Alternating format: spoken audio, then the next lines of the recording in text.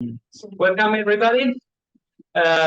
This is the formal start of the Civil 7 process in 2024, the so-called kickoff meeting. We take from football, from soccer, the language, the slang, to say that we start together. What do we think, we hope will be a fruitful dialogue among all the actors of civil society from all over the world and with the government's member of the G7. This afternoon in Italy, evening for our Asian friends and morning for our African friends, we have Tommaso Mure, who is representing the Italian G7 Sherpa. We have Valeria Emmi, who is the Civil 7 Sherpa. And with them, we start listening to the Italian priorities, the Italian intentions on the goals of the work of this year, and the reflection, the starting points of the civil society proposals. The proposals of civil society will be developed during this year, the next months, through the working groups of Civil 7, through a strong dialogue with G7 working groups. And we'll have in May, with the Civil 7 Summit, the most important formal and public time to share, to be shared. And but this work will last during all this year. And for us, it's very important to be able to create a close connection with the Italian government, who will chair the G7, but also with the other member of the G7. I only say that from civil society point of view, we have to repeat, as we do every year, that for us, the relevant space, the relevant political space is the UN space, the United Nations space. And that's the reason why we repeat the call to the Italian presidency to use the opportunities and the strength of the G7 to strengthen the multilateral frameworks of United Nations, instead of, as it happened in the past, frankly speaking, to create parallel or even sometimes alternative initiatives.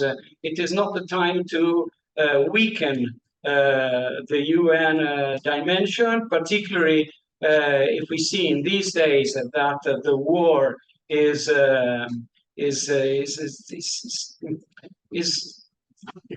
in a very worrying way developing in several areas of the world. And with this call, I don't say anything more. I just greet who is present here in our room in Italy. But I don't know the figure exactly, but we have more than 350 registration from all over the world. So I greet all the participants from all over the world. During this meeting, we will have the voices of Tommaso and Valeria in presence, but we will have a lot of intervention online from Africa, Europe, America, Asia. So I don't want to use more time. Tommaso, please. Let us listen to you about the priorities of the Italian presidency. You have the floor. Thank you. Thank you very much, Professor. It's a great pleasure to be here today with you. Let me just begin bringing you the greetings from Ambassador Ferrari, who unfortunately today we wouldn't be here because we are in extensive consultations with the membership of our presidency. So these are very intense days and weeks as we start, as we take the lead of this crucial group, I believe, in the multilateral foreign landscape. Let me wish you good luck for your process, and just restating our strong interest in having a structured dialogue with civil society. I do believe that our engagement with you in these coming months is a testament on how the Ambassador Ferrari, but the overall Sherpa team and the G7 presidency takes duly care of making sure that the process stays as inclusive as possible and we listen to different voices. I'll try to be brief. I will go mainly among the main priorities, and then I look forward to I understand we will have a Q&A later, so maybe we can dig deeper on that occasion. There is no doubt that Italy is taking the presidency of G7 in a rather challenging time. We can see compounding financial and political crisis, and of course we will try with other G7 partners to steer a path towards resolving many of these crises. There is no doubt that in the G7, Ukraine will remain at the center of our agenda. We will continue coordinating G7 support for Ukraine, and hopefully we'll be able also to look on how we can enhance efforts for reconstruction. The G7 recently launched a donor coordination platform, and Italy will also host in 2025 conferences on recovery for Ukraine. There are other crises that are having an impact on the global financial and global affairs landscape, namely one among many the challenges in the Middle East. Of course, we look at the consequences on how this impact the multilateral landscape. Of course, we're aware that the G7 plays a key role in this increasingly complex international landscape, but we cannot fix all the challenges ahead alone. This is why it would be good, but unfortunately that's not the case. So we are fully aware on the need to extensively engage developing countries. Italy has a clear priority given its history and given its let's say geographical position on Africa. We do believe that the African continent and the countries that compose the African continent can and should play an increasingly important role in being a solution to these challenges and contributing to address sustainability, financial and not the least political challenges. This is why the development-related challenges and development-related issues will be greatly featured in our agenda. We will extensively work on development-related issues and dig deeper into that if you want later. And of course, we will look also at the, let's say, political instability, insecurity, development opportunities, and migration challenges. We will do so. I think the Prime Minister and the Sherpa himself in public events has been clear that this government wants to promote mutually beneficial partnerships, so working with African countries to try to find solutions that can also bring benefit, that can support the African continent to thrive, both politically and economically. And we will follow a principle that is basically nothing about Africa without Africa, which means that we'll have extensive engagement and we will involve African countries and starting from the African Union in several of the work streams. We, of course, as presidency, we will address international challenges, but we will also do that looking at the world through, let's say, the national lens. So we will ensure coherence in our action with some of the processes that Italy is promoting internationally. Just to name two, for sure, the Mattei Plan for Africa that will be presented at the end of this month, but also the Rome process that has been launched in the Conference on Migration and Development that was organized by Prime Minister Meloni in July. We will, amidst all these, in this complex environment, we will anyhow continue to keep the ambition high on global issues such as global health, climate, food security, just to name a few, artificial intelligence. Artificial intelligence is for sure one of the topics that is highly discussed at all levels and that leaders all over the world are interested in addressing. Of course, we have to make sure that these technologies are developed and deployed at the service of humankind. We have to make sure to keep humankind at the center of the use of these technologies, and on that, this government has been vocal, I would say, both in several events and publicly. So we will work with our G7 partners to understand how we can move forward and promote global governance mechanism that can somehow identify ethical guardrails to the use of these technologies. Of course, this will be done in coordination with other processes that are ongoing to avoid proliferation and overlapping. There is the JPAI in OECD. There is a recent AI Act in the European Union. So we will try, and there is the Hiroshima process that was launched by the G7 last year. So what we will do is trying to bring all these dots together and make sure that there is a clear ethical perspective on the use and deployment of artificial intelligence. When I think about, since you mentioned the development aspect and you also mentioned the engagement, let's say avoiding to creating new layers of multilateral processes and rather try to work with what we have and try to reinforce the ongoing, let's say, multilateral framework.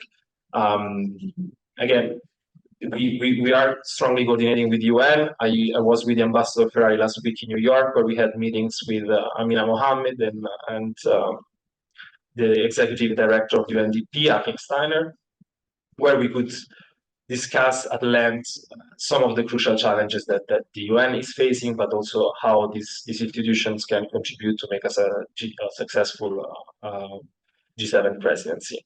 And small detail, in our team, we have several people that have been working on comes from the UN. So there is for sure the intention of trying again to work with representative forums in a way that can anyhow deliver results. On the development track, there is for sure one of the main tracks where we will see rooms for engaging with the broader multilateral landscape and with developing countries, that we will pay particular attention to food security. As you know, Italy has historically a leading role in the multilateral system when it comes to food security, and we aim at launching an initiative that try to keep together innovative financial mechanism to ensure, please tell me if I'm talking too long, so you will stop me more than, so an innovative financial initiative that can try to bring together different financial instruments to enhance food system sustainability and food security. We will look also in the food climate nexus. We will work to continue the implementation of the COP28 Declaration on Sustainable Agriculture, Resilient Food Systems and Climate Action.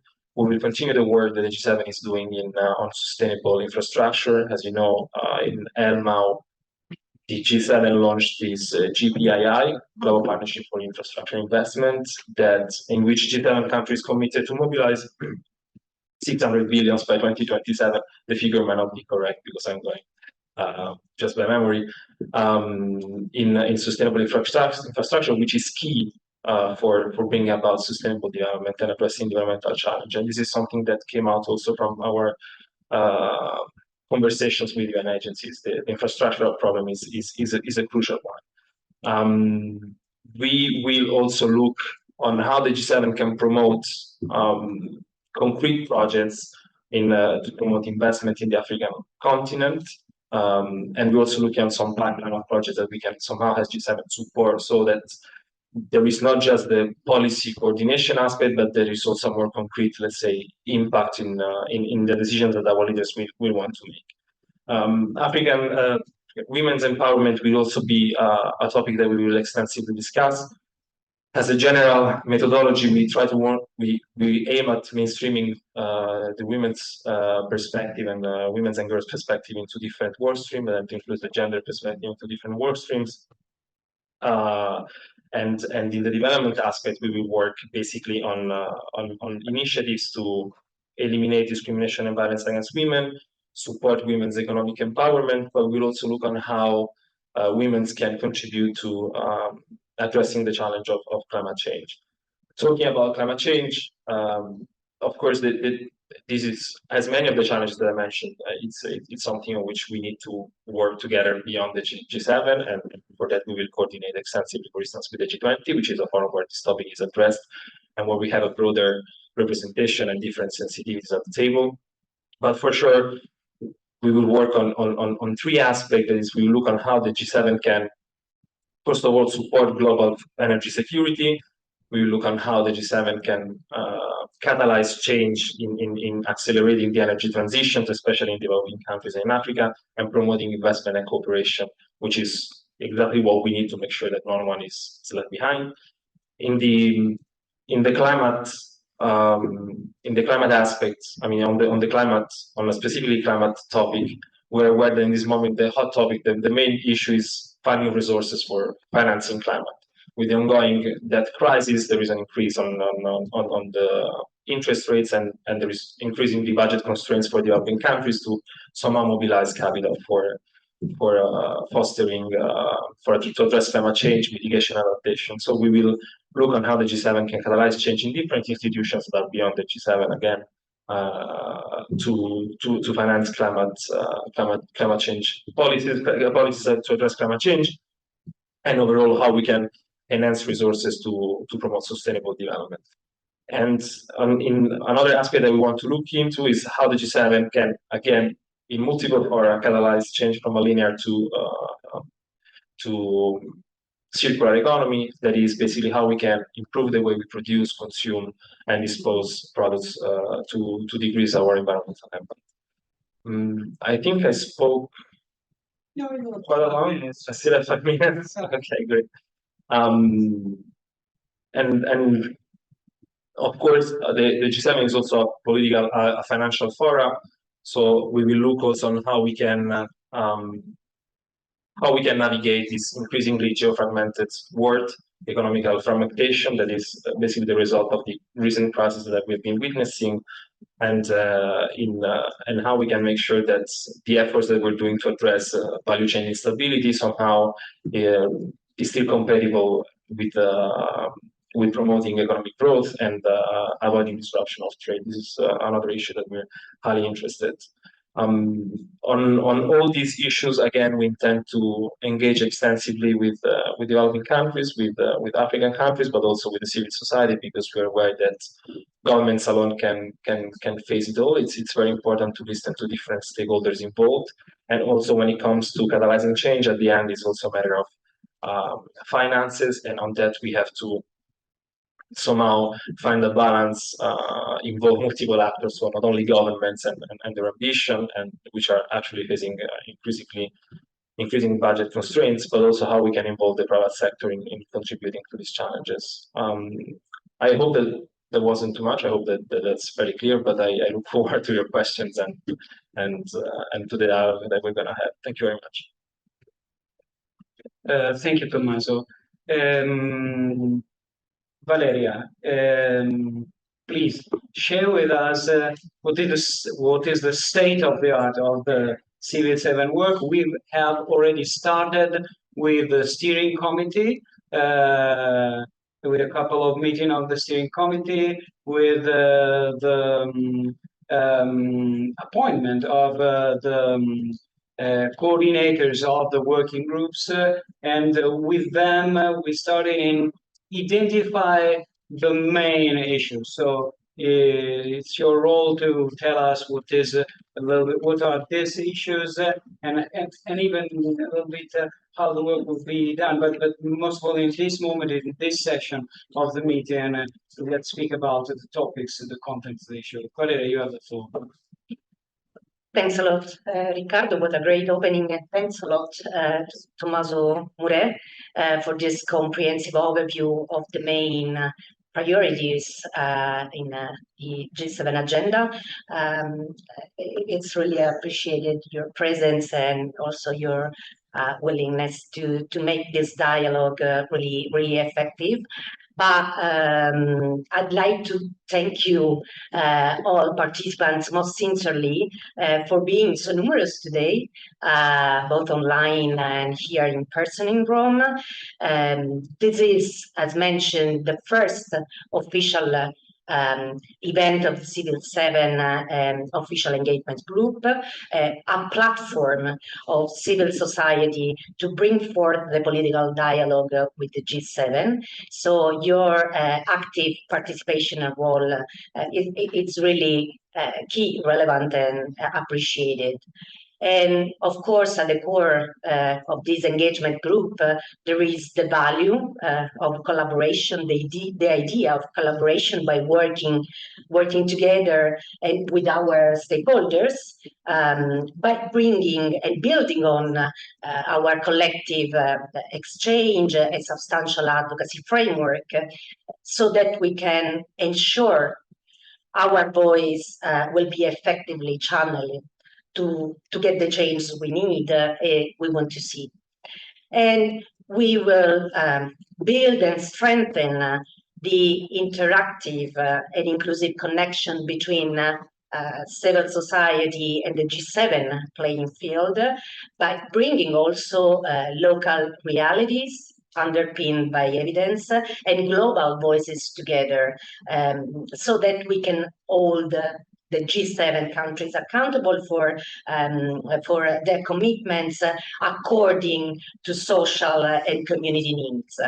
And I think it's relevant to mention that the Civil 7 goes far beyond the 7 countries and also the 20 countries in the G20, but we cover more or less 70 countries by having more than 700 organizations engaged in this process. We had this the handover meeting with our Japanese colleagues, and we would like to build on our work exactly by making this continuity with the work done so far. With our extensive constituency. And so by joining forces actually and collaborating, we can build on a substantial dialogue. I really appreciated your Tommaso Mure, you mentioned about the effectiveness, the idea of making this dialogue a reality. This is really key, because we can offer, and we would like to offer, our extensive experience and perspective exactly to contribute to shaping the G7 agendas, commitments, and practice, and using actually this unique opportunity provided to the Civil 7 official engagement group. And we are starting today, at least officially and publicly, but we have already the discussion. The discussion is ongoing with the G7 Sherpa and the Sherpa office, and also this morning here in Italy, we started a conversation with our main interlocutors and the different ministries exactly around the main priorities we would like to bring to the table and tackle in this process and beyond, I'd say. And our main priorities are strictly, firmly rooted in the common understanding of the reality and systemic challenges we are facing. So inequalities, poverty and injustice are the main elements, main keywords, I'd say, of our work, which have been exacerbated by the compounding impacts of climate change, extreme weather events, economic shocks, conflict, which are increasing, war. You mentioned, Mr. Mure, also the relevance of the Russia-Ukraine war and the work you would like to build exactly to make a peace building process, and also the most recent Hamas-Israel war. This is actually a new reality, and the reality of what has been termed polycrisis. And with this lens and perspective, we would like to channel our voice and make our main recommendations and contributions to the work of the G7 by making also the most excluded, the most vulnerable at the center of the political debate. This is the real added value we would like to bring to the process. So conscious of this reality of multi-layered crisis and the extensive impact globally, through this lens and within the framework of the multilateral action, we need ambitious and bold policies and transformation policies able to steer the world towards a just transition. We have this claim in our Civil 7 logo, which is just social, environmental, economic justice. This is exactly what we would like to reach and discuss and make the just transition exactly a reality. And the just transition for us means must include the dimension of food justice, ensuring access to food for all through sustainable production and sustainable food systems, but promoting the role of local communities. It means global health to achieve universal access to public services. Just transition means making the transition away from fossil fuels a reality.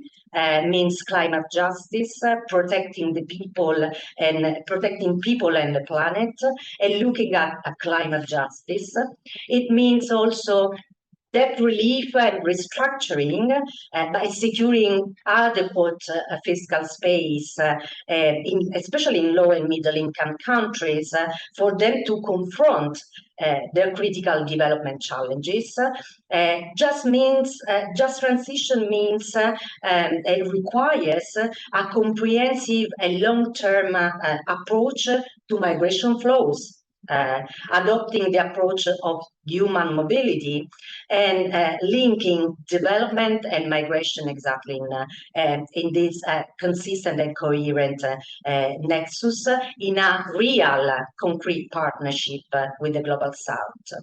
And achieve and ensure the global commitments to humanitarian action by strengthening principled humanitarian assistance and try to reach all of the people who need humanitarian assistance and protection by addressing as well the root causes of crisis.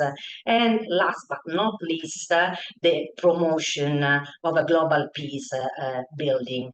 We will collectively continue to play our essential role. Ricardo already mentioned that we have been established our steering committee, which is responsible for the strategic orientation. And we made this decision this year to have as a members of the steering committee all of the coordinators of the working groups we established. We'll listen to them in a little while today. So we will have the coordinators, national and international, of the different working groups, the national platforms of the G7 7 countries, but also we will have a gender expert exactly to ensure gender mainstreaming approach, and also the representation of the regional different regions, starting from the African continent, which is key in the relation with civil society at global level. So high ambition, high and relevant challenges we will tackle all together. We are very keen that you mentioned have as Italian presidency such critical challenges.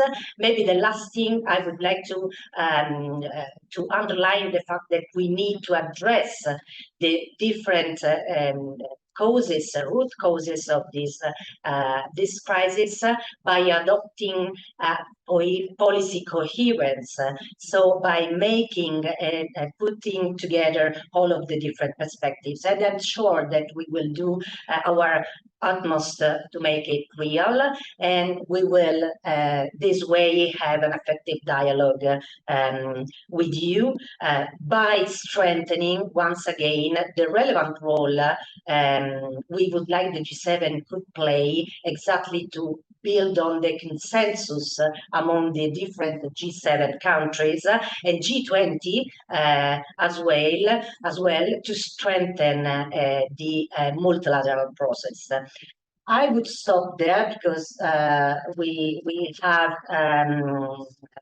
many elements will be shared exactly by our international coordinators regarding the specific issues. But at the same time, I would like to open the floor for the dialogue. So this way, all of the constituency can make and ask key relevant questions by also reacting to what we shared so far. Thanks a lot, Riccardo. Thank you, Valeria. You see that there are several issues that seems in the same line. I mean, Tommaso spoke about several topics that have been mentioned also by Valeria. The fact in the past we were speaking two different languages, frankly speaking, and now apparently we are speaking the same language, but we are always not happy with what is with the commitment, the degree of the commitment, the degree of implementation. But this is one of the contexts of this kind of time. Okay? And so to deepen some elements that have been presented by these two speeches, I would ask Aoi, who is the former, Aoi served last year as C7 Sherpa from Japan. Okay. He served as a sous Sherpa of the CVU20 in 2019, while Masaki Inaba, another friend, a good close friend of ours, was the C20 Sherpa, and he led practically the process last year. And I would ask Aoi to have a short intervention and to raise a question to Tommaso. Now we have a space for a dialogue. We have three prepared questions for you, Tommaso. Let's see then if we have time for other possible pre-intervention. Aoi, can you speak? The connection is working? Yes. Yeah? Yes, Riccardo, thank you. Can you hear me? Yeah, okay, yes. Yes. Thanks for the presentations. My name is Aoi Horiuchi. Just a second, Aoi. We don't. Do you have the camera switched on? Yeah, I think so. We don't see you yet. It's a problem of configuration here in Italy, but we will solve it. Oh yeah, he is there, the yellow one. If you can I see. widen. Okay. Yeah, and can we raise the volume of Aoi? Because Yes. or please speak a bit louder because we don't hear you very well. But you are understandable. Thank you, Aoi, please. Okay, I will start once again. My name is Aoi Horiuchi, Japan Asia Center for International Corporations and C7 Steering Committee member. As discussed, G7 commitment to the past declarations is quite important. So I'd like to ask if the G7 leaders will discuss how to protect civic space and promote enabling environment for civil society to bring equitable development for all at the G7 Leaders Summit in June. Although the G7 leaders adopted Open Society Statement in 2021 and Resilient Democracy Statement in 2022, we see the freedom of associations, assembly, or expressions are restricted, and violent attacks towards civil society, both online and offline, are rising. The civic space is shrinking everywhere. It is high time to defend and expand civic space in all the G7 countries and beyond. Civil society is ready to provide inputs if the G7 leaders are eager to adopt another important statement on civic space. I'd like to hear your opinion. Thanks. Arigatou gozaimasu, Aoi-san. Well, this is a. I couldn't grasp everything, but generally speaking, the G7 is standing, I think, in the international arena to defend the rule of law and the international rule-based order, and I think that has a group to do so even no matter what. And I do believe that we will continue to somehow promote democracy, democratic values, and defend the rule-based international order. this is something I can we feel very, very strong about. When it comes then to dialogue to civil society, again, I can speak for what we do as presidency and as government, and again, I think that in this month we proved that the dialogue with civil society and creating spaces for civil society, even within our daily work, is something that we really care about. Valeria knows it; they're in touch with our office regularly, and our door is always open. We do believe that this is increasingly beneficial. It's not just the right thing to do, but it's also the smart thing to do, right? It's important to incorporate different perspectives that can help us to look at the issues we have to address under different angles, and hopefully help us creating a more constructive, inclusive, but also effective policymaking process. Does that answer your question? Aoi, do you have any? Thanks. I'd like to also hear your opinion about how you can ensure that G7 leaders, promote or implement the past statements on open societies and regional democracies. We know that you've been working hard together with civil society, and you're ready to have a dialogue with G7. It's quite important issues, but we also need to see the real commitment by the G7 leaders, especially on the past statements. Thanks.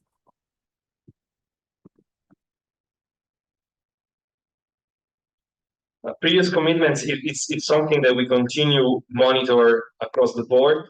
Of course, as Sherpa office, we have to somehow we deal with the leader level commitment, so we create a conducive environment for our leaders to commit on that, and then the day-to-day implementation stays to policymakers and regulators in each national G7 country. So this is a topic that we will continue to address to make sure that the discussion remain high in the agenda, and that the G7 continue to promote a safe space for civil society to express.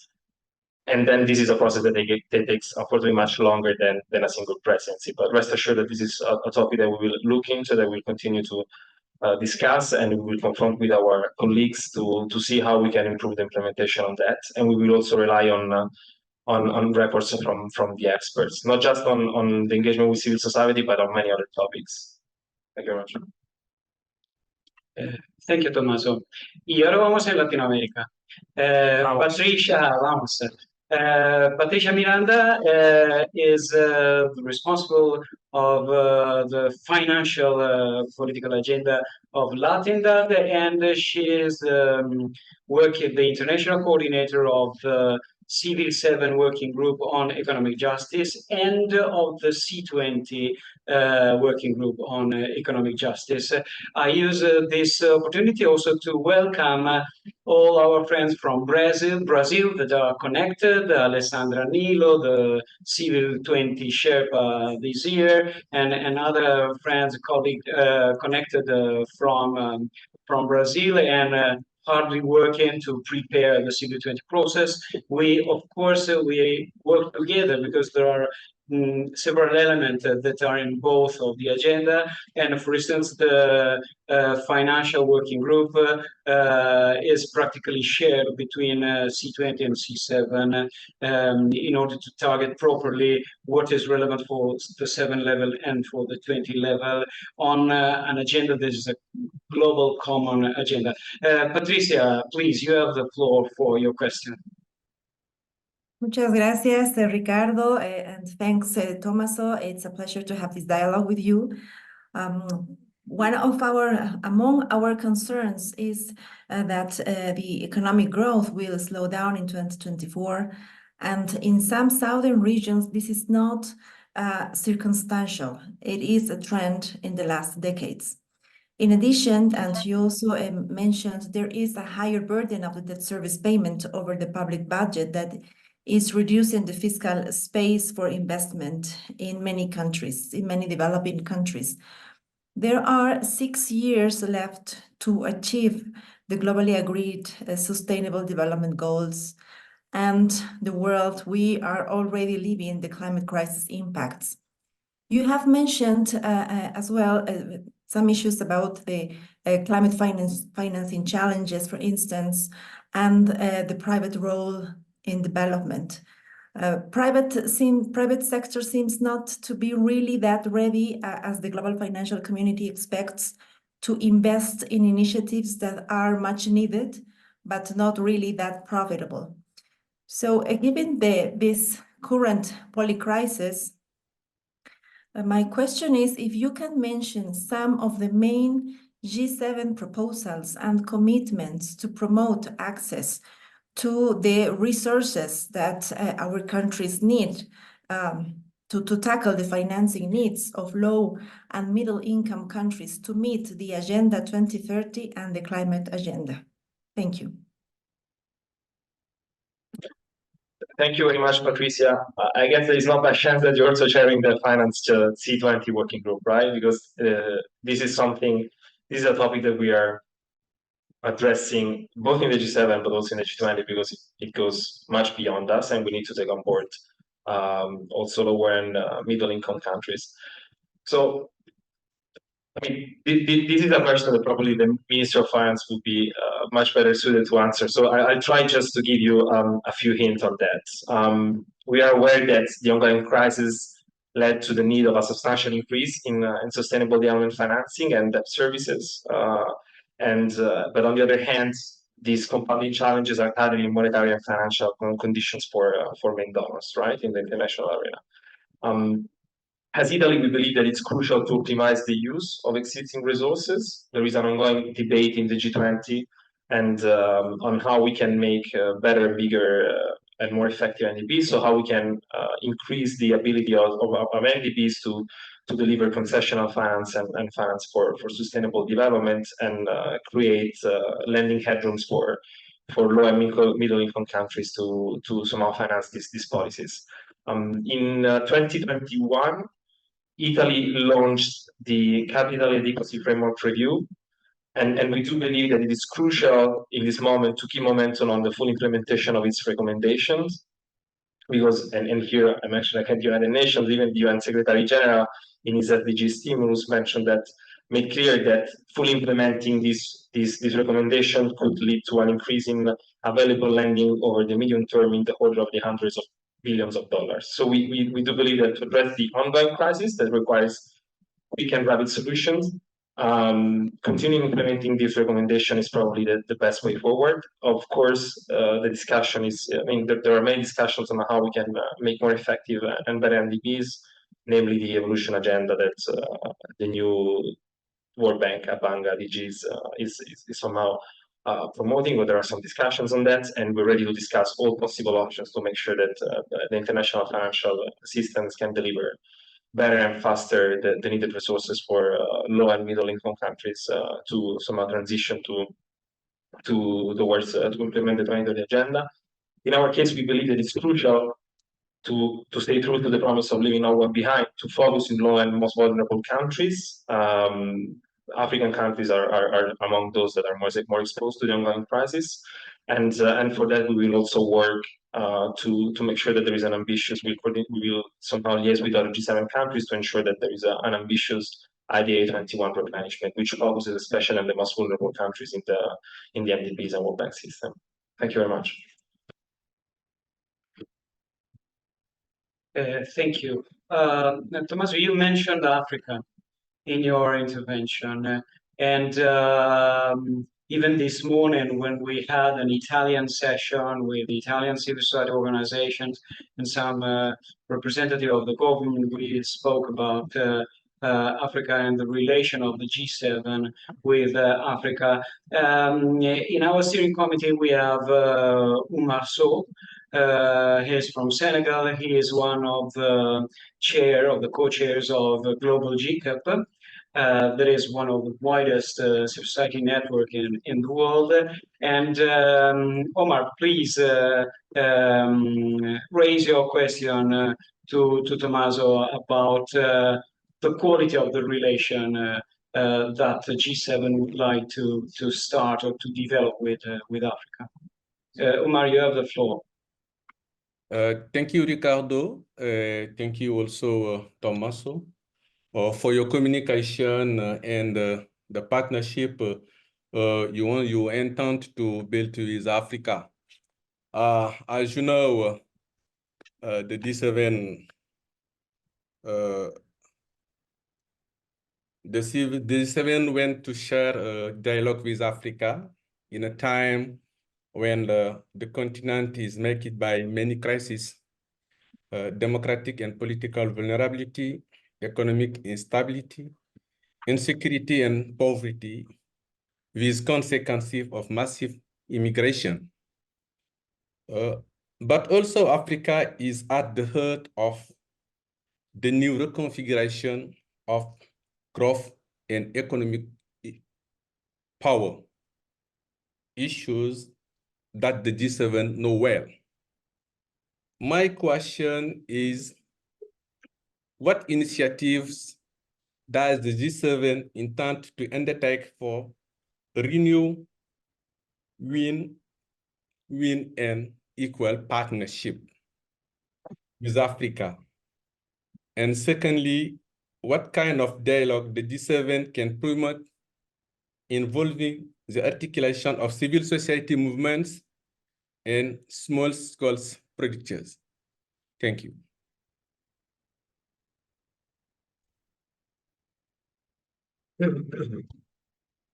So this is a huge question. Like you rightfully said, we do believe that many of the challenges that we face as members of the international community, the G7 faces, but I would say also the G20 and the UN are facing are somehow, in all these challenges, Africa can and should play a key role in developing solutions. So the first thing that we will intend to do is work again, putting partners on an equal footing and having intense discussion and dialogue and listening to what are the needs of the many partners from the continent that we engage regularly with, and then involving institutions representing the continent in our work.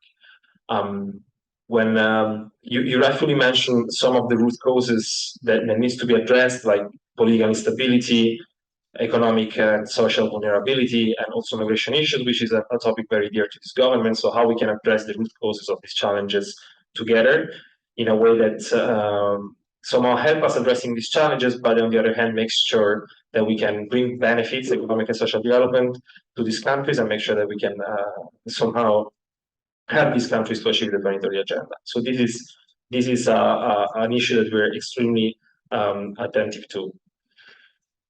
Now, I may have lost the last part of your question, so if you can please repeat that, I'm more than happy to. It was about the way to develop the dialogue, keeping in account the articulation of Africa. Yeah. That is the plurality of the states, but also the richness of civil society, of a small-scale producer and their networks, etc. So on that, there is.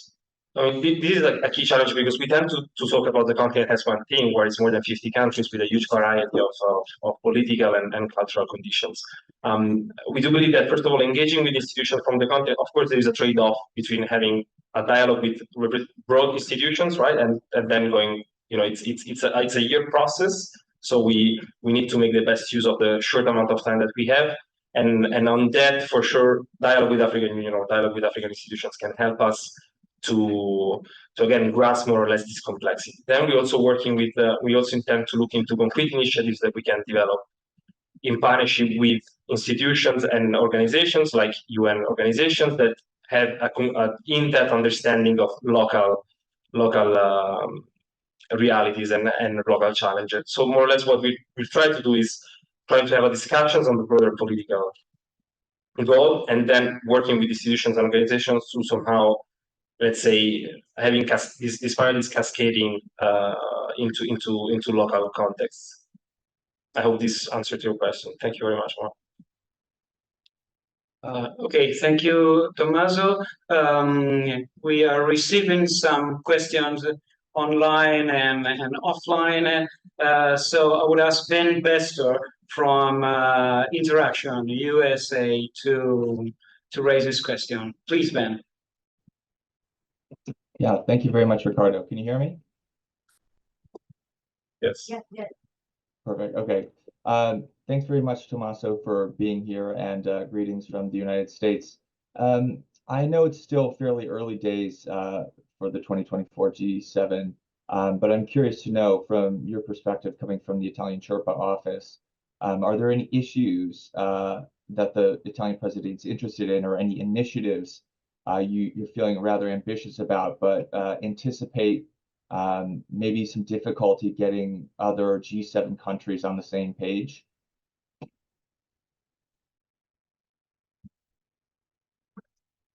I mean, I cannot really guess for them, right? I'm not in a position to talk on their behalf, but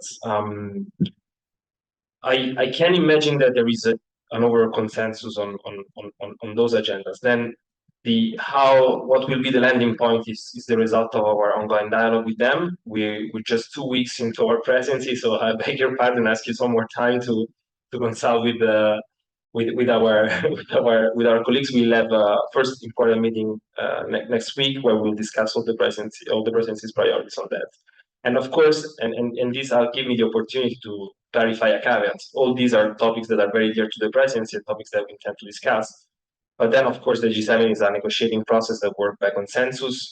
So we need necessarily to consult on each aspect with the membership and try to find a common landing point. And this, of course, is something that needs to be taken into account when you can imagine what would be the landing point in Apulia or down the road throughout the year. So much of these priorities are also in continuity with the work that has been done. As you know, each presidency tried to give continuity to the previous presidency and try to add something new, or at least particularly dear to the prime minister or to the government itself. And of course, we will continue the work that has been done by the previous presidency, namely Germany and Japan being the last two. So on many of these issues, we have a dialogue with them, and we know that they will be on board. On several details, the final result will be again dictated by the negotiating table. Thank you. Thank you. I didn't mention that Ben is one of the members of C7 steering committee, where we have, as Valeria said, the coordinator, national and international, of the working groups, and some representative of the national platforms of the 7 countries. And if we have some minutes still, so if there are some other questions, you can write in the chat if you are online, or tell us through Andrea, through the table in the hall. But we received already some questions. The first is from Germany, from Marvin Maya, who is a representative of World Vision Germany. Please, Marvin, you have the floor. Yes, thank you. I guess you can hear me all right? Yes, yes. Okay, wonderful. Thank you for the time and the possibility for dialogue. My question is a rather short one. What do you envisage what health is going to play in your deliberations, just considering the very important role Italy played in the G20 summit year of 2021 with a high-level independent panel on financing pandemic preparedness and response? There is a precedent. I'd just be very interested to know a very short answer. I thank you very much.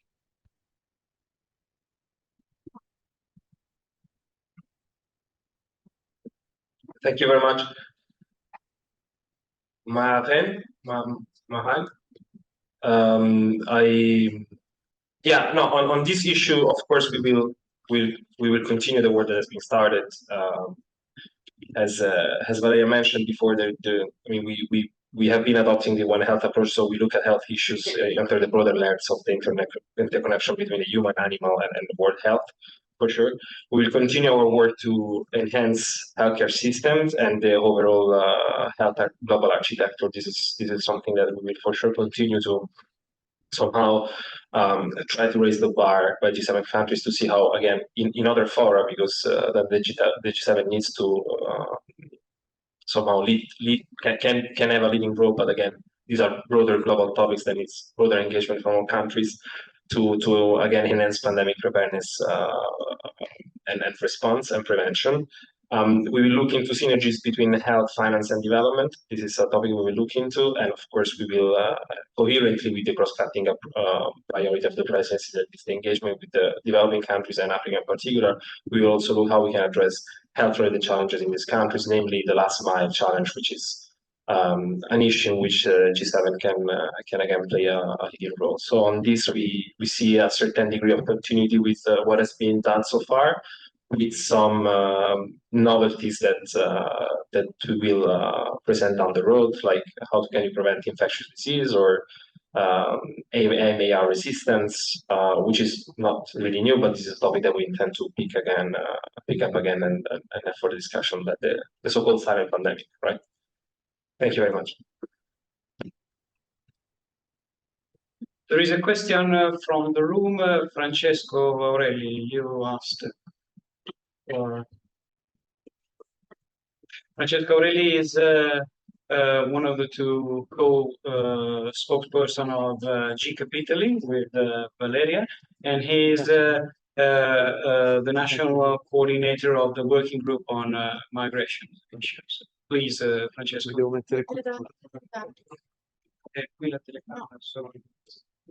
Yeah, that's good.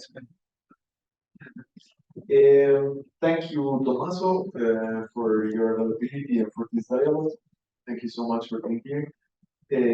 On behalf of GCAP, which actually doesn't know what the spokesperson and we are in society in the G7. So thanks again also on behalf of GCAP for being here.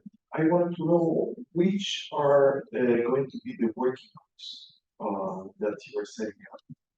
If there will be a working group on food security and nutrition, if there will be a working group on migration, and in which way we will be able to engage with you on the working groups. The development of the issue notes of the zero draft for the Leader Summit, and yes, this is really a curiosity and the base probably to understand in which way the G7 we have today 150 participants throughout the room here, which way we can organize our engagement.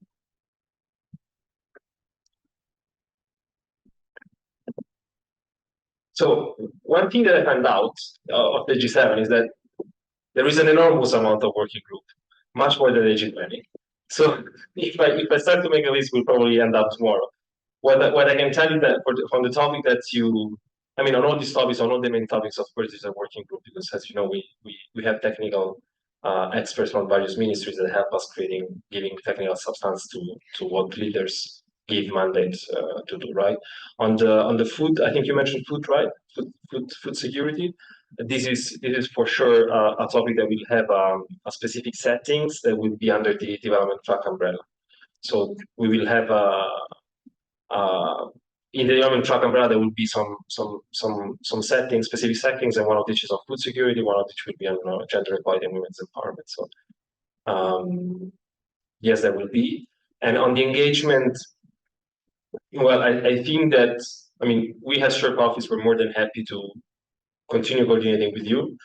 I don't know if you, as chair of the C7, can somehow vehiculate requests from all the different countries and members of your group. My understanding is that you engage with a much broader network than what you are, and for sure, a first step, you can be somehow a reference point for all these civil society requests, and then you can somehow give it coherence and vehiculate to us. Probably this is a very effective way, and in this you can count on our availability, on our office availability, and I think this is the way that makes working group on migration.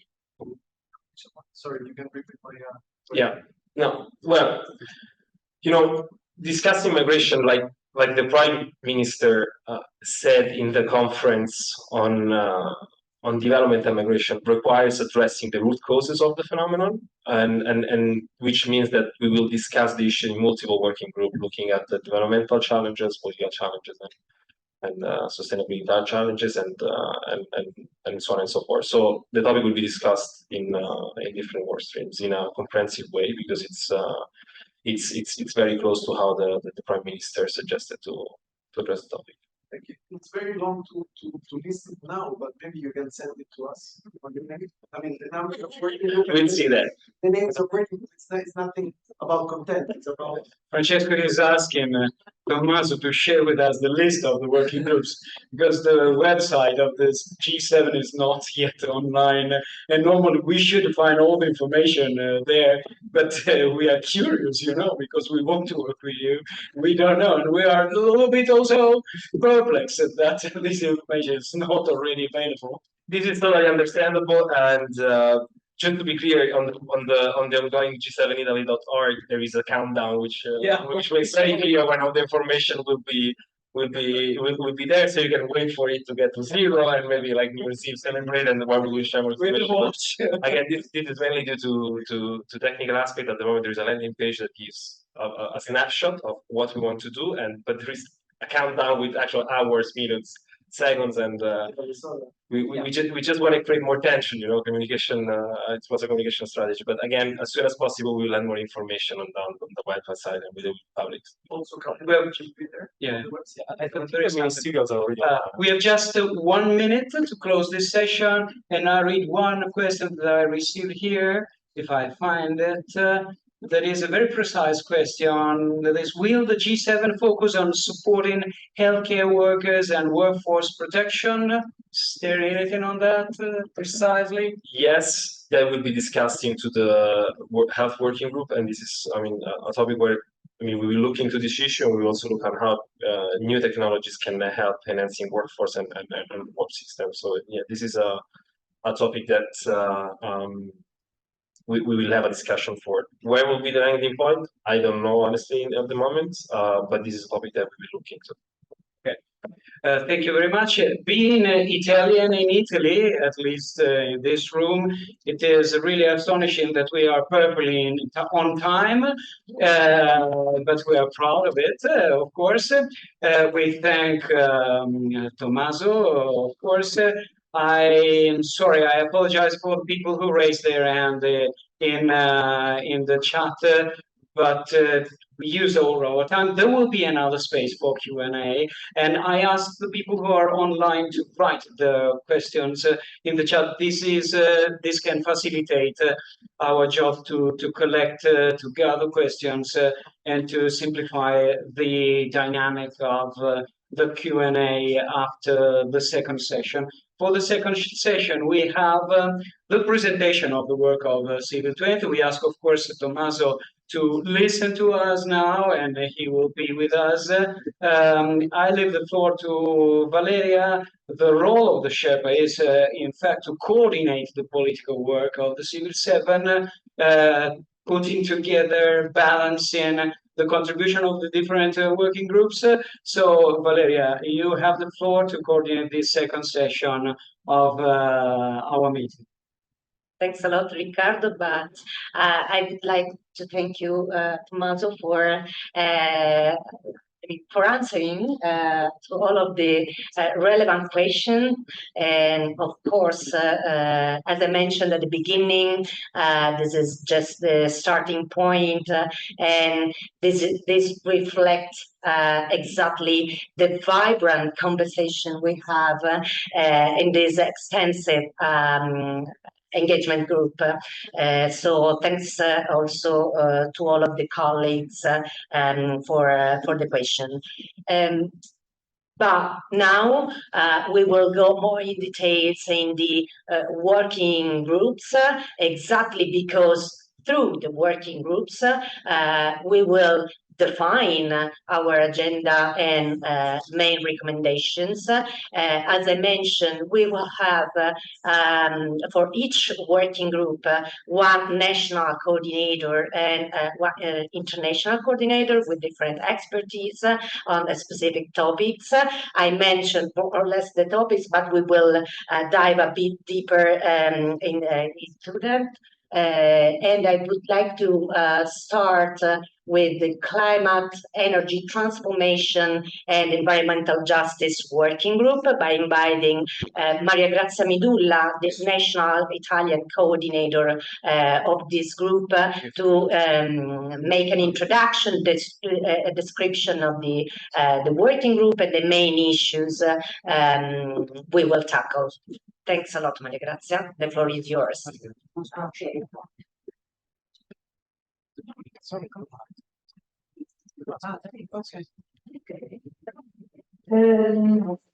So the working group will be open to everybody. We will soon have also a timeline of the different meetings. We will deal with the climate and the crisis, the biodiversity loss, all the environmental issues, and moreover, we will deal with climate and environmental justice. You know that, as Valeria said, just transition is at the core of our work as C7, and just transition means that not only the transition have to be just, but also have to, everybody should have access to the transition. That is a different way of seeing it, but also I think that in the next future, we are already seeing that we will have a very big problem of how to deploy the resources that are and will be more scarce as we know in the past. On climate, of course, we will focus on the result of COP28, and as far as we are in the process of focusing, understanding what the next NDC will be, we have to commit, especially the G7 countries have to commit how to phase out fossil fuels, because the G7 countries, I would like to remind that they were in favor of fossil fuel phase out. And moreover, we should understand how the NDC could help, really help this time to pursue the goal of limiting the global warming to 1.5. 1.5 now is the goal not only for the G7 but also for the G20 and for every UN forum. But this is meaningless if the actions don't follow. Of course, for climate finance, as you said, Tommaso, many times, climate finance will be and will be very important. Not only what many people already mentioned, but also how the G7 countries, together with the others, can help in shaping the next round of commitments on finance, because on 2025 we will have to commit more than we did in the past. Last but not least, there are several issues regarding nature, and starting with the implementation of the Montreal Work Plan on biodiversity, and starting with the commitment, I hope, by the G7 country to ratify the Oceans Treaty as soon as possible, and all the other commitments that we have. We also would like to see the more attention to the indigenous people rights. And this is part of our vision of a just transition. And this is more or less what we want to focus on, and we invite everybody to sign up for the working group and to let us know how they can contribute to our work that we will begin very soon. Thanks a lot, Maria Grazia. And indeed, please, you have on our website the link to make your subscription to the different working groups of your interest, because, as I mentioned, this is a collective work. And in a little while, exactly after this key moment and kickoff meeting, we will start the work in the different working groups. So thanks a lot, Maria Grazia. We are in the process also of defining the international coordinator. Just to mention that the Italian coalition, which is leading the Civil 7 process, is GCAP Italy, an umbrella coalition, and Maria Grazia Midulla is one of the members of WWF Italy. Now I would like to move on to the second working group, Economic Justice and Transformation. I will give the floor once again to Patricia, our international coordinator. The national one, unfortunately, is not with us today because it's sick. So Patricia, the floor is yours. But I would like, just because beforehand, Riccardo mentioned this thing, which is relevant indeed. Patricia is both the international coordinators of this Economic and Transformation Working Group, both in the Civil 7 and Civil 20. This is just one way exactly to make consistent and coherent our work in the different engagements group in the two fora. So to be precise, Valeria, the name of the working group for the Civil 20 is a little bit different, but anyway, it's the working group dealing with the financial and economic issues, and we will work together thanks to this role played also by Patricia. Thank you. Thanks a lot, Patricia. The floor is yours. Thanks a lot, Valeria, and greetings to everyone again. Well, from the Economic Justice and Transformation Working Group of the C7, we aim to promote a broader structural change of the current economic, trade, and financial architecture based on justice, but also centered on the sustainability of life and aligned with social, economic, and cultural rights, which in the current context of multiple crises, we think that is key now more than ever, that we can start to see real transformation, real systemic transformation in the global financial architecture. Among the main issues that we propose to tackle in this group is one of them is debt, with debt relief and debt restructuring, and also all the challenges that have been mentioned here before around the impacts of debt and how to prevent also from another debt crisis. Then is also the access to concessional finance.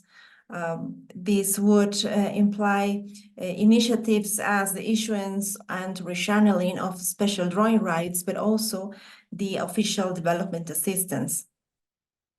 We will also address the role of multilateral development banks. And as Tommaso mentioned, this will be also one of the priorities for Italy. What is the role of MDBs in fair financing, but also in terms of the promotion they do of publicly backed private finance, and what could be the fiscal risks around this. Climate finance, as has been mentioned, but besides what the Climate Justice Working Group will address, there are initiatives within the international financial architecture that under the climate umbrella are important to tackle as well, because they could imply some risks as well. And for instance, I would mention the debt swaps or the RST, which is the Resilience Sustainability Trust Fund of the IMF that rechannels special drawing rights and others. Of course, tax justice will be also addressed. This is important in terms of mobilizing domestic resources, but also for combating illicit financial flows, which are the main resources to provide fiscal sustainability to developing countries, as well as trade justice, especially in the current context, friendshoring, reshoring, and secure supply chains through transparency, and in general, international trade, finance, and the digital economy. In addition, as economic issues are one of the main, are part of the core of the G7 and its origins, we believe it's important also to promote or to work on cross-cutting this with human rights, with gender equality, with decent work, food security, intergenerational impacts, and of course the climate crisis, among others. Finally, as you all know, this is a process, and sometimes what the G7 decides in terms of policies are also discussed or implemented in other arenas, in other forums. So we propose that we could include to work and to have a dialogue with other ongoing processes and dynamics during 2024, such as the G20, and as Ricardo mentioned, the Civil 20 will be an important space for this as well, but also in terms of the UN financing for development process. So all these will be considered in these group discussions. And as an initial proposal from our side, with Monica Di Sisto, the other co-coordinator of this group, and myself. And of course, it's open to have more discussions and to shape all these through these next months. So you are most welcome to join this group. Thank you. Thanks a lot, Patricia. It's very appreciated your comprehensive overview of this relevant working group. One element I would like to share, we are making a kind of continuity with between the two presidencies. So most of the working group we are establishing are the working group also established by the Japanese presidency, but we will add some other elements, and I mentioned already, but we'll see later on which kind of working groups we would like to add exactly to tackle our main priorities proposed this year. So just to going ahead with the list of our working groups, I would like Robin Montgomery, the International Coordinator of the Global Health Working Group, to take the floor. Robin Montgomery is from Canadian HIV Legal Network. So Robin, the floor is yours. Thank you so much, Valeria and Ricardo and Tommaso, for this opportunity to speak today. Can you hear me okay? Fantastic. Yes, please go ahead. Right.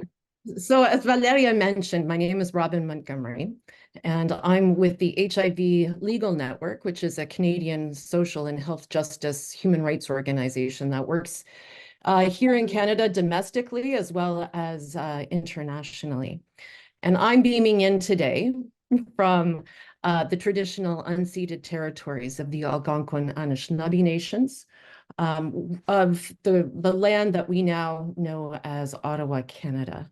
And it's a real pleasure to be here with everyone today and to see so many friends and new friends, both online and in the room. So welcome, everybody.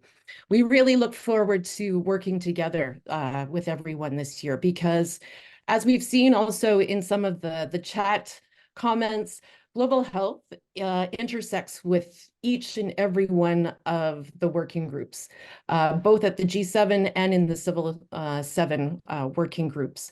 And it's a foundational building block for the success of all of our SDGs. So it's, we have our work cut out for us. Our registration link is up, and I saw that it was in the chat as well. And together with that registration link, we also have a survey where we kindly ask everyone to please indicate what your priorities are. And this will help to ensure that, we have a democratic process about how we do move forward and start to prepare our different agenda and talking points. So what we have here today is really broad strokes. And again, we also are very interested and will see the continuity of the agenda and priorities from our past presidency with the Japanese government. So the Global Health Working Group essentially, foundationally, is advocating for the right to health for all, with equitable access to quality, rights and evidence-based health services when and where people need them, and most importantly, without incurring financial hardship. Our coordination team, so just to come back to the question about the linkages between the C7 and the C20, our coordination team of the working group encourages and has put in place different modalities to help facilitate the close coordination and collaboration between our two working groups. So for example, part of our coordination team, we have 2 members who play key roles within the C20 Global Health Working Group. So some of our main issues that we're looking at, so increased resources and investments in low and middle income countries that really will help to strengthen and help us achieve universal health coverage, particularly elevating the role of community-based and community-led service delivery. Most marginalized, most vulnerable groups, as we've heard earlier today, must be at the center of everything that we do. Rights-based gender transformative approaches in global health, which includes access and timely, equitable access to quality sexual reproductive health and rights. We're also very interested in pursuing inclusive global health governance, which includes the meaningful participation of civil society and affected communities at global and in particular at country levels in policy and in co-decision making. And this includes also the role of the WHO as a global health coordinating institution. We also will be not only addressing the health challenges of tomorrow, but also those of today. And so here, and in continuity with our work under the Japanese presidency, we will be focusing on issues such as HIV, TB, malaria, non-communicable diseases, mental health, aging, as well as, of course, with the pandemic accord and all of the discussions still underway around COVID and the repercussions, is pandemic prevention, preparedness, and response.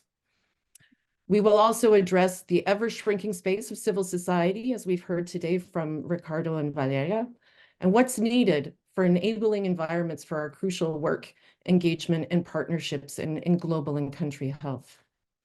Planetary health and climate action, One Health approaches in pandemic preparedness plans will be critical and an intersectional direction, as well as, and of course, we cannot forget the ever increasing importance of intellectual property rights, IP waivers, and how all of this ensures equitable access to medicines, to health technologies, and to commodities. So I will leave it there, but I really look forward to working with everyone and to hearing your questions and comments later today. Thanks so much. Bye-bye. Thanks a lot, Robin, for your presentation. It's pretty much clear what the connections are among all of the different working groups, exactly to tackle the different root causes of the challenges and crises we are facing. And now I would like to add that the Italian coordinator of the working group is Stefania Burgo from the Global Health Italian Network member of GCAP Italy. Now we will move on to the Principal Humanitarian Assistance Working Group. I would like just to underline how essential it is to have this working group.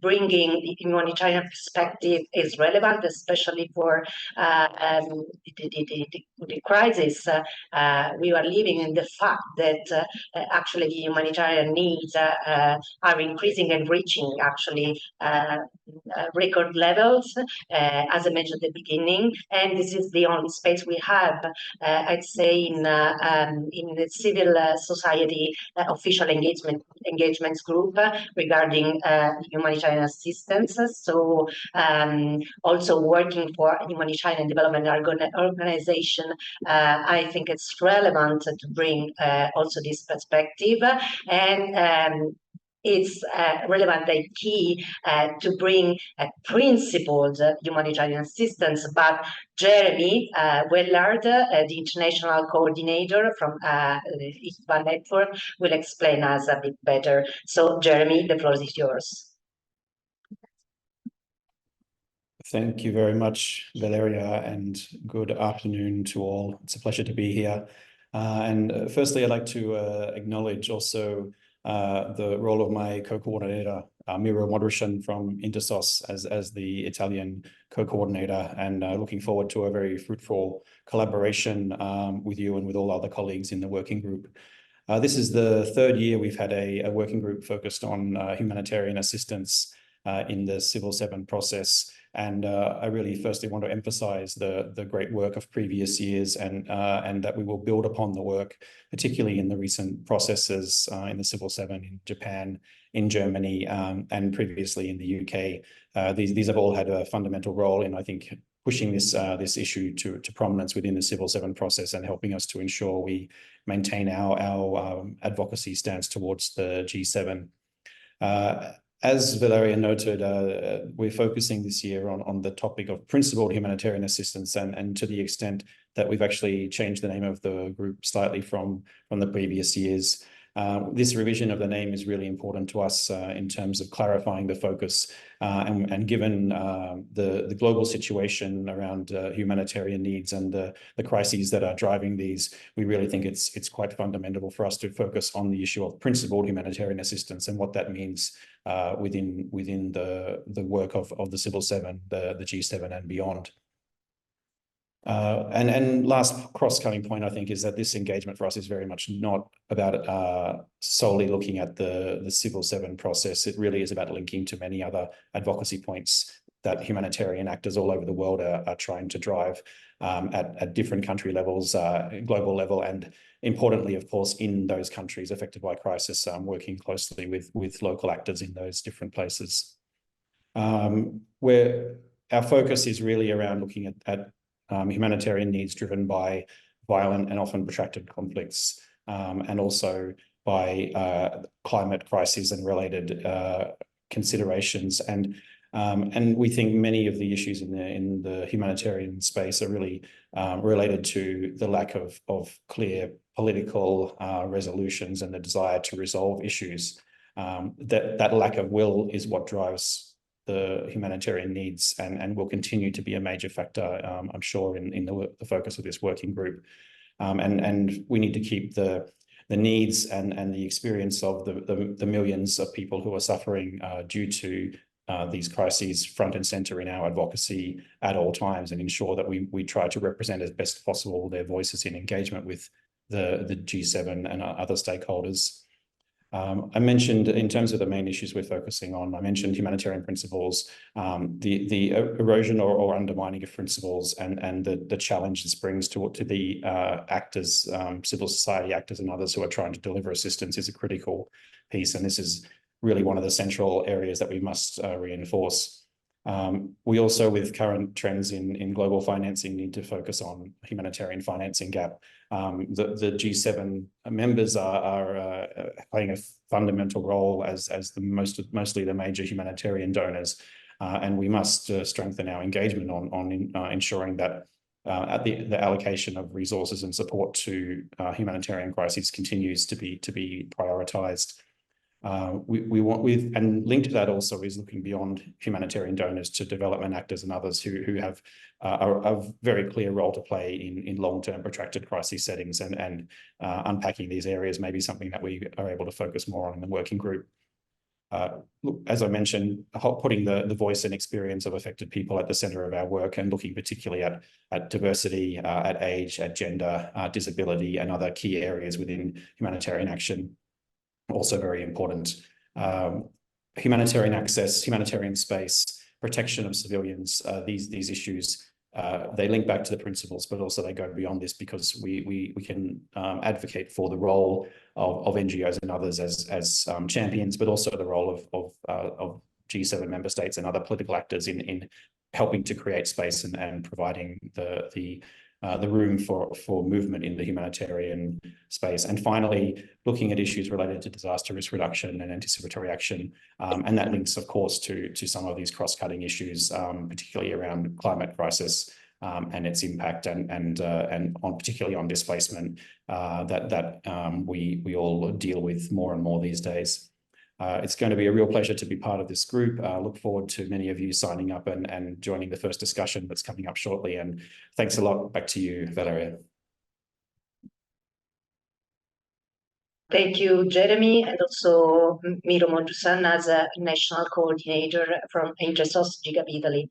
And now from principled humanitarian assistance, we'll move on to the fifth working group, Civil 7 working group. We are really proud because this was a working group established by our Japanese colleagues, and we once again would like to make a continuity. So we have a peace, common security, and nuclear disarmament working group, and I would like to invite Francesco Vignarca here in the room to take the floor. Francesco Vignarca is the Italian coordinator of this working group. We are selecting and making our choice regarding an international one from the Italian Network for Peace and Disarmament network, and member of Gigabit. Francesco, the floor is yours. Thank you, everybody. As Valeria just said, we are trying to find out also the coordinator for the international group. We will start working on the issue, even if we are not the name of the person. As Valeria said, this group was established as a nuclear zone group here last year, also using the fact that the G7 meeting and summit was held in Hiroshima. But then, since we live in an era of wars, or at least more visible wars from G7 perspective, the wars were already there, we thought that it was better to enlarge the scope of the group itself. So the group is not only on nuclear disarmament, but on peace and common security. And as Riccardo Moro this morning said very effectively and sharply, we cannot solve all the problems that all the other issues of the groups are taking onto us without solving the problem of peace. Let's say, without peace, we cannot have all the other things that we want to have for the other groups, and without the very specific results of the other groups, we cannot achieve peace. That's why the perspective would be a common security perspective. Key points: inequality. That is really the main issue. With all the inequality all around the world, of course, wars will be caused more and more, and will be more interlinked. That's why that we need a new world balance leading to a global agenda for common and shared security. Without shared security, you are not able to establish peace in a positive way, which was the definition of positive peace. then of course this leads to multilateralism and democratic access to global decision making. That's why even if we think that G7 is not the multilateral landscape, but still it's important because it can give a push for multilateral policies. And that's why we want to be engaged with the G7 process. Humanitarian development must be the core of this, and that's why we will also work jointly with the other groups talking about humanitarian approach.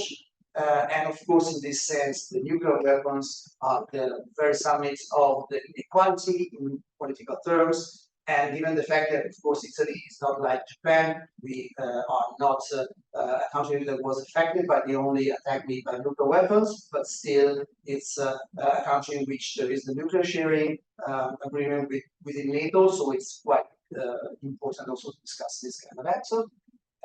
And finally, since it has already been mentioned that the climate crisis is quite important for all the issues, we think that the impact of climate crisis on conflict and global security or insecurity is quite important. So we must also not take into account only the humanitarian development, but also the climate development. You cannot achieve climate security without disarmament, also because the armies are the worst polluter in the world in some ways, but on the other way around, without this, you cannot really have the good approach to solve climate crisis. Thank you.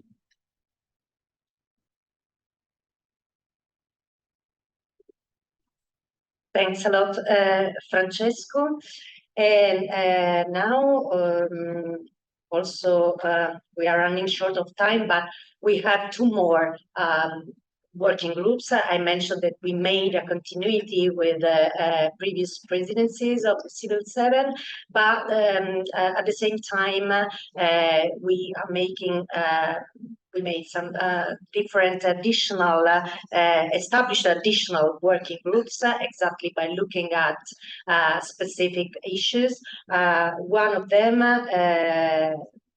came up clearly also in the discussion and in the dialogue with Tommaso Mure and the Sherpa office is exactly on migration and human mobility. So I would like to invite Francesco Aureli, my esteemed co-spokesperson of GCAP Italy. We work hand in hand to take the floor. So thanks a lot, Francesco.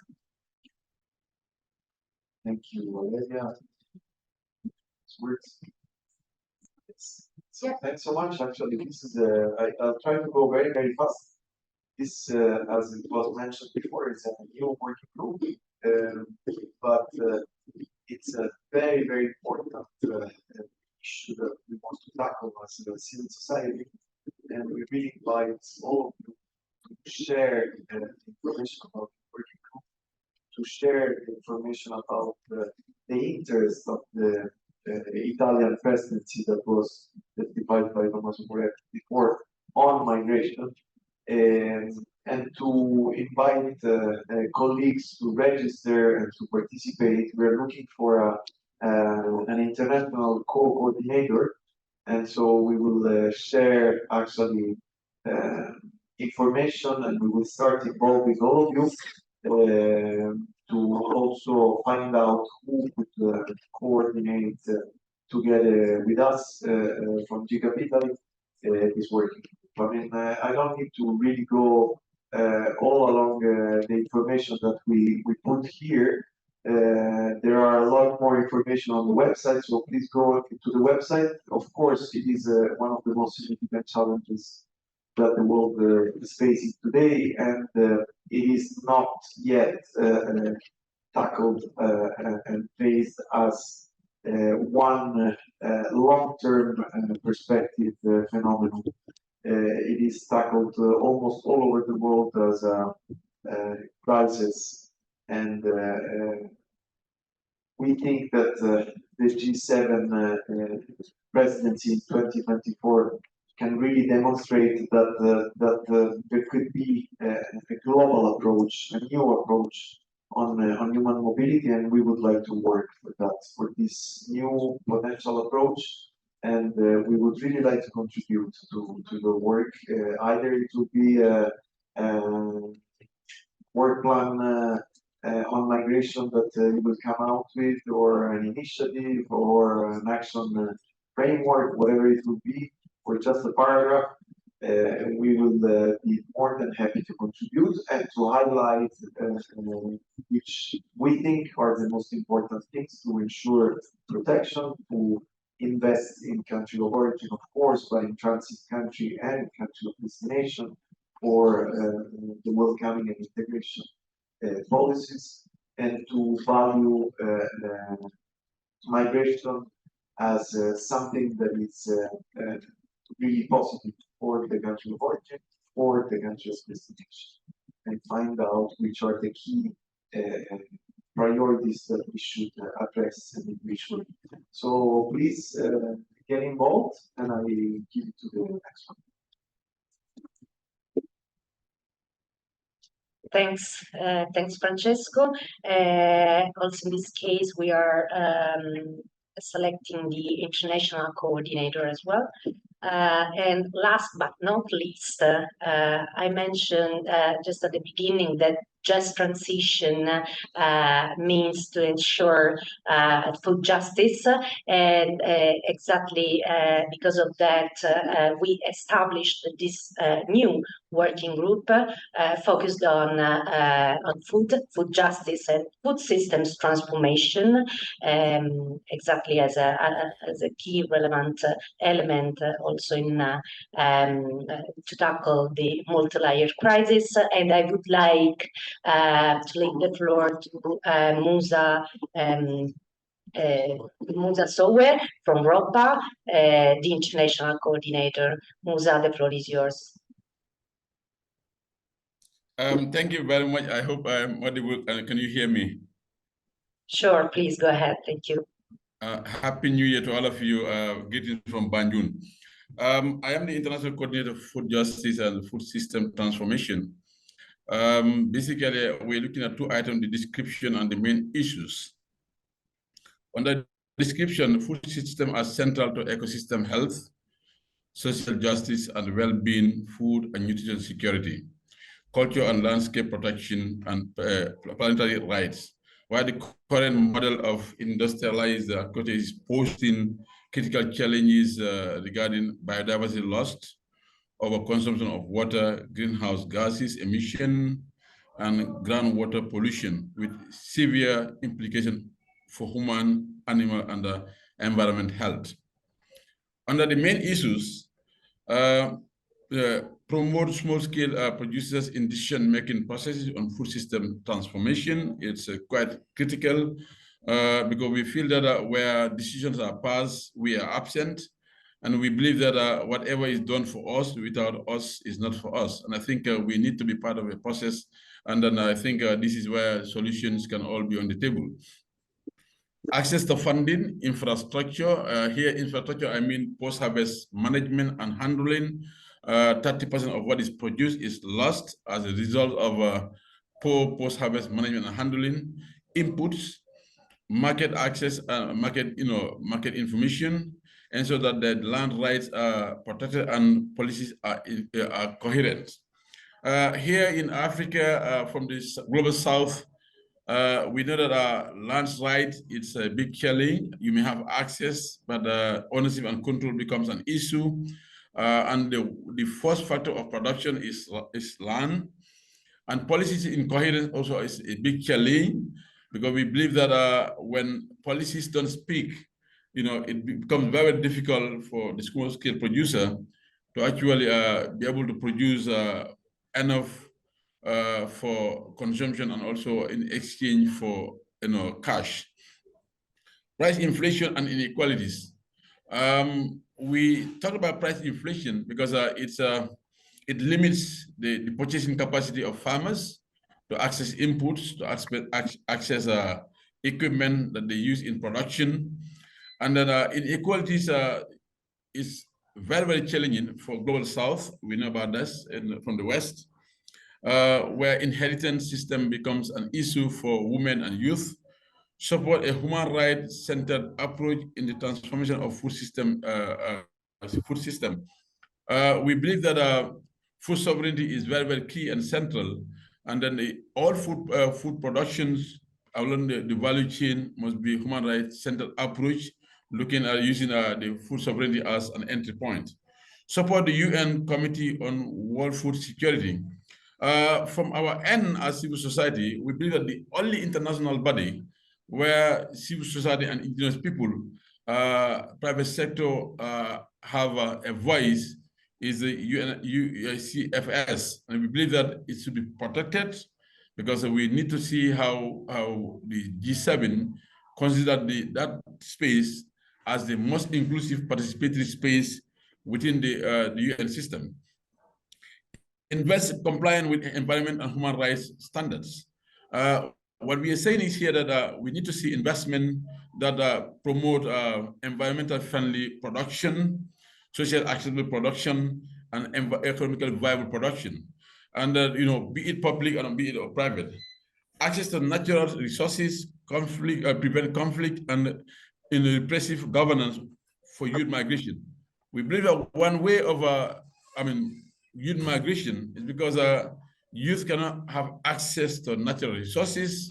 There are conflicts everywhere, including the Sahel, where I live in West Africa.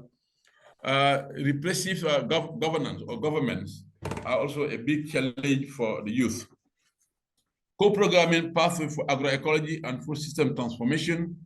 We believe that agroecology is one solution where we use our natural environment to produce and we do not destroy the environment.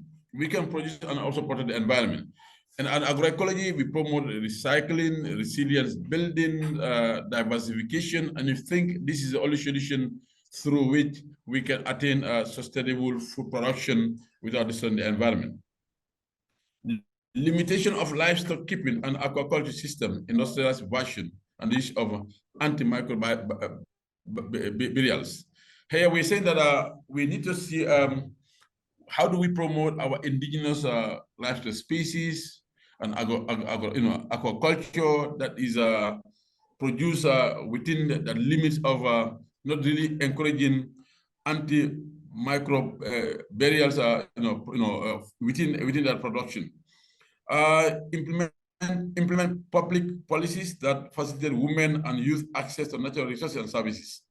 We said that it's very, very key and central that women being the main producers of food in this part of the world continue struggling with access to inputs, access to equipment, access to seeds, access to market information, and for youth at the same time, and I think access to land has been already mentioned in the presentation.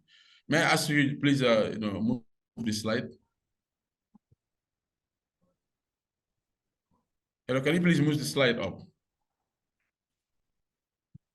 Muove la slide sopra. Chiesto di muovere la slide sopra.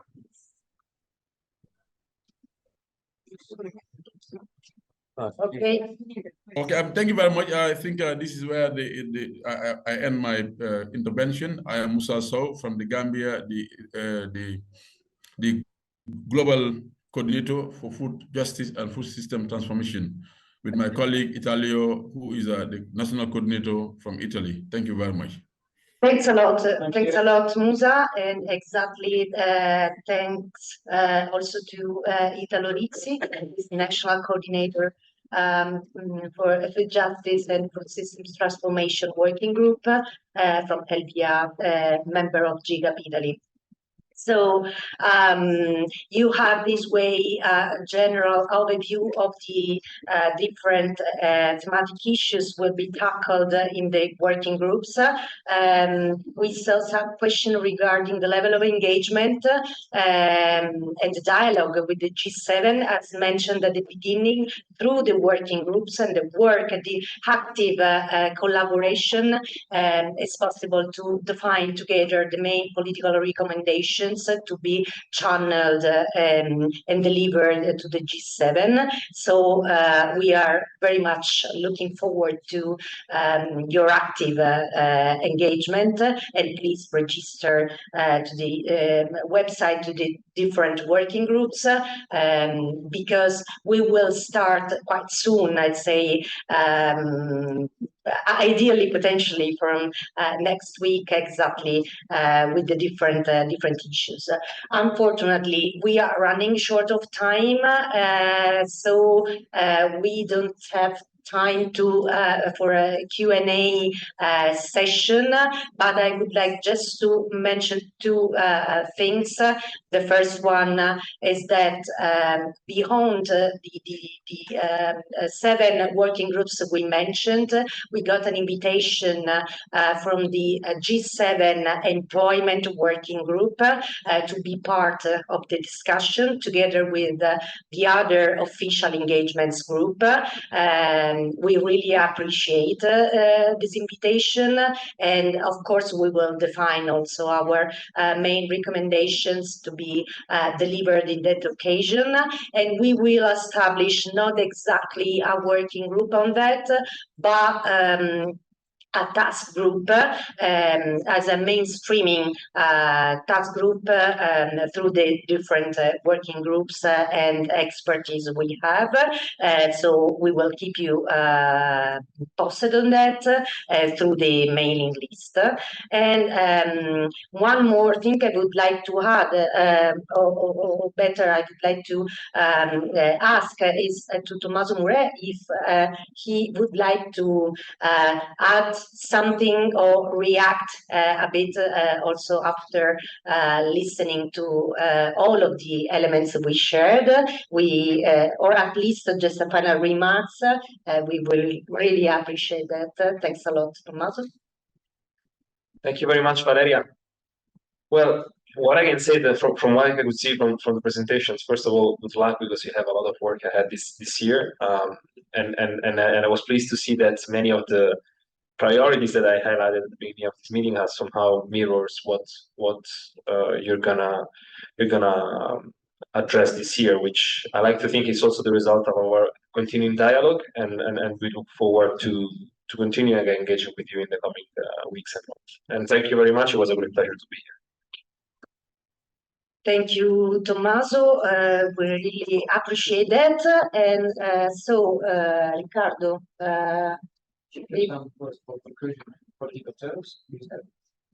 I think we have covered everything. Just a few words to close this session, because we need to end it. Okay, if we can smile, we are unbelievably on time closing this session. It's 4 o'clock in the afternoon here in Italy. I want to add just one word. Thinking about our logo. I don't know if it's possible to show the logo. Here in the room you have somewhere, the logo is over there in that roll up, and you see C7, Civil, Italy. You see the world, and the world is upside down.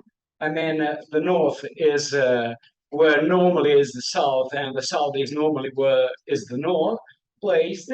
But there is, gosh, I missed the word for Colomba in English. How do you say that? Dove. Sorry, I'm so ignorant. Flying towards the olive branch. That is, she has or he has not in it has not in his mouth. That means that if you want peace, you have to act, you have to fly, you have to reach it, you have to do something. So please, when we will work together, what we have to do is to do something active, possibly to work for peace, to live for peace. This is what civil society is doing all over the world, and I'm thinking about the groups that are working in the most vulnerable and difficult place of the world. And if someone of us can wear elegant ties and share in wonderful rooms like this one, it is only on behalf of these people who are suffering, who are the main player. And we do what we are doing on that behalf. So let's all together work and live for peace, and please follow us, member of the government. So thank you, Tommaso. Thank you to all. Thank you to the people who are connected from outside. Let's go. Thanks a lot. Thank you. Thanks, everyone. Merci. Bye. Bye. Bye bye, everyone.